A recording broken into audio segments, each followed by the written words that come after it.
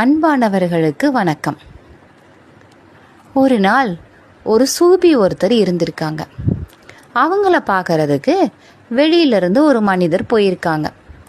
போயிட்டு சூபியையும் பார்த்துருக்காங்க, பேசியிருக்காங்க, சூபி இருந்த வீட்டையும் பார்த்துருக்காங்க. பார்த்துட்டு வெளியில் வந்தாங்களாம்.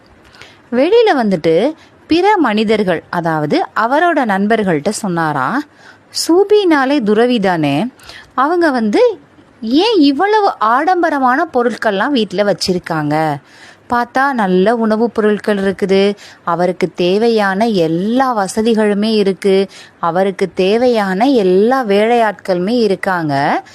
ஏன் அந்த காலத்துல எல்லாம் காட்டில் தானே இருப்பாங்க, இந்த சூபி மட்டும் ஏன் இவ்வளவு ஆடம்பரமான ஒரு வீட்டில் எல்லா வசதிகளோட இருக்காங்க அப்படின்னு சொன்னாங்களாம்.